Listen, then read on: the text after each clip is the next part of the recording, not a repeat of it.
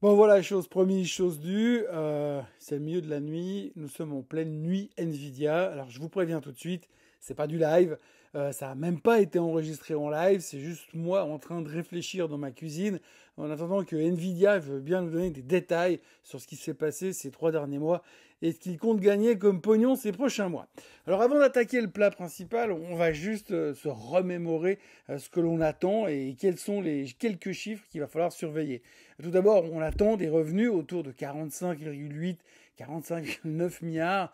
En dessous des 46, je pense que ça va grincer des dents. Ensuite, la société devrait annoncer autour de 1 dollar de bénéfice par action.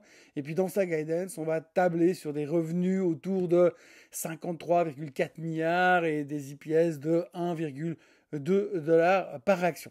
Ça, c'est pour planter le décor. Ensuite, il faudra juste laisser libre cours à l'expression de Jensen Huang et à voir comment nous, les experts en finance, on va interpréter ces mots, sa vision sur la Chine, l'avenir de l'IA et ce qu'il attend pour la suite des événements. Bon, généralement, le gars est tellement bon vendeur que ça serait étonnant qu'il nous annonce qu'on va tous mourir le prochain trimestre. Et puis alors, avant d'aller dans le dur, on retiendra un chiffre. Si on en croit les statistiques des traders options, le mouvement attendu à la clôture devrait être autour des 6% dans un sens ou dans l'autre. Et là, vous me direz, ouais, bon, 6%, c'est peut-être pas non plus la peine de rester debout jusqu'à minuit, comme pour le Super Bowl. Techniquement, vous n'aurez pas vraiment tort. Par contre, 6% de mouvement pour une market cap de 4430 milliards, ça fait quand même bouger 2-3 trucs. C'est pas juste un petit mouvement technique.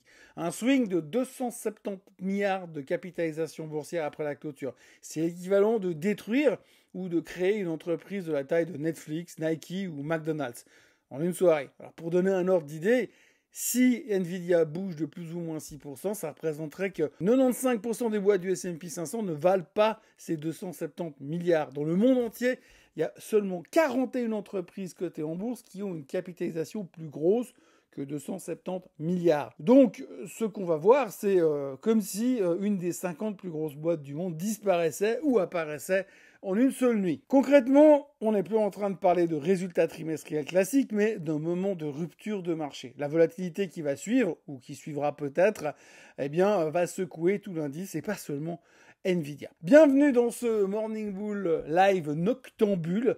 Je suis Thomas Veillet et nous sommes à cheval sur le 27-28 août 2025. Il fait nuit noire, c'est bientôt minuit. Générique.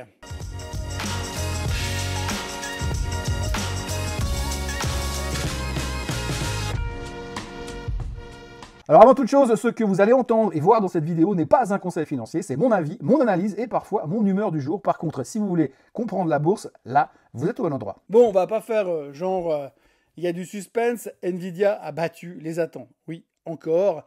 Sur les revenus, ils annoncent 46,7 milliards contre 46,05 milliards attendus pour être précis. Sur les EPS, la société annonce 1,05$ contre 1,01$ attendu. Et pour ce qui est de la guidance du Q3, on parle de 54 milliards, légèrement au-dessus des 53,4 milliards attendus. Par contre, les chiffres des serveurs sont en hausse de 56%, mais le marché attendait un poil mieux. Alors pour faire simple, les chiffres sont bons. Ils sont bons, tout le monde est content, mais comme il disait cette nuit, depuis 3 mois, le titre est en hausse de 33% et 100% depuis début avril. Autant vous dire que comme les chiffres ne sont pas non plus 150% au-dessus des attentes, c'est pas spectaculaire plus que ça. Et puis, dans les premières minutes, tout le monde a pointé sur le fait qu'il n'y avait aucune information sur les modèles H20 dédiés à la Chine. Par contre, au niveau de la Blackwell Ultra, la nouvelle bête de course de Nvidia, elle est déjà en production massive et la demande est tellement forte que ça frise et l'hystérie, on dirait un concert des Beatles. En clair, les clients Amazon, Microsoft, Google, Meta, Tesla, ils se battent pour en avoir de ces Blackwell. Les data centers d'intelligence artificielle avalent des GPU comme des dragées et Nvidia est bien le seul dealer crédible sur le marché pour le moment. Le message de Wang, c'est ne vous inquiétez pas pour nos marges ou nos ventes, ça explose et ça va continuer. Ce genre de phrase, généralement, ça nourrit un peu directement la narrative du AI Supercycle. Non seulement Blackwell Ultra cartonne, mais la pénurie pourrait presque être vue comme un atout stratégique. En gros, plus t'es rare, plus tu vaux cher. Mais la première chose qu'on peut retenir des chiffres de Nvidia, c'est que c'était solide, mais pas assez solide pour un titre qui est tellement trop monté. Ça fait beaucoup de superlatifs, mais c'est comme ça. Alors oui, Blackwell, c'est génial, mais pour le moment, c'est pas assez encore.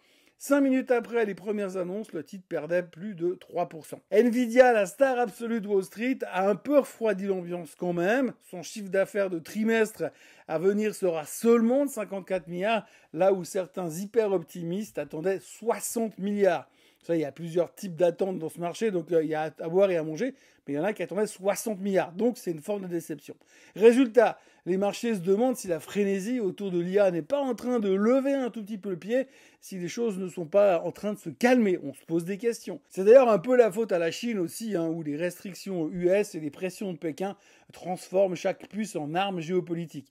Jensen Huang tente un comeback en terrain miné sur la Chine, mais pour l'instant, pas un seul H20 vendu en Chine au dernier trimestre. Par contre, alors, le point positif sur ces H20, c'est que si on n'en a pas vendu un seul au dernier trimestre, si par hasard, ils arrivent à vendre que la moitié de ce qu'ils ont prévu lors du prochain trimestre, je vous dis même pas la gueule du chiffre supplémentaire. Wall Street a donc réagi avec un moins 3% after close, mais rappelons que le titre avait pris donc 35% depuis janvier et que la boîte pèse quand même plus de 4400 milliards. Pendant ce temps-là, donc Nvidia fait un cadeau aux actionnaires quand même, 60 milliards de buyback et 1 cent de dividende. Waouh, de la folie.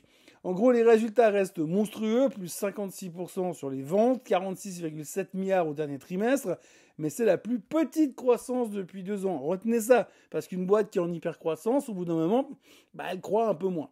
Alors quand on vous dit que les arbres ne montent pas au ciel, c'est pas complètement faux de temps en temps. Bref, Nvidia reste intouchable dans les puces d'intelligence artificielle, mais sa dépendance aux hyperscalers, avec des clients comme Microsoft, Amazon ou Google, c'est un risque énorme qui fait parfois un tout petit peu frissonner. Wang, lui, il continue sa course folle, produire plus vite, plus fort, plus large, avant que la Chine vienne, avant que la concurrence arrive, ou que la pénurie vienne casser la fête. Ensuite, j'ai écouté le conf call. Alors là, franchement, j'avais oublié combien c'est long et chiant. Oui, on a le droit de dire chiant à minuit, même quand c'est Nvidia. Quand Crest, la CFO, a commencé à parler, j'ai failli m'endormir en sursaut. Et Jensen Huang a beaucoup causé, mais à la fin, les chiffres sont solides. Il y a plein de CEO sur la Terre qui tueraient père et mère pour avoir des chiffres à la moitié aussi bons.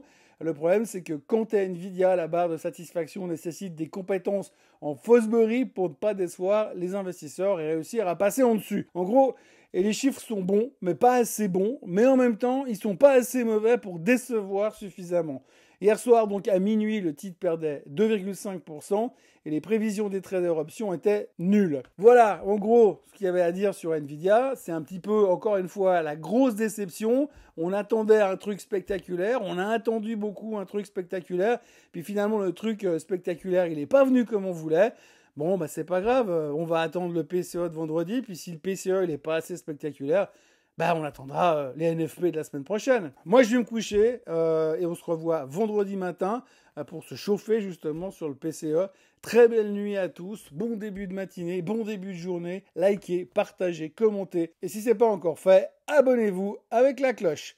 Voilà, en gros, ce qu'il faut résumer tout ça, c'est qu'on a connu des post-closing bien plus marrants que ça. Allez, bye bye.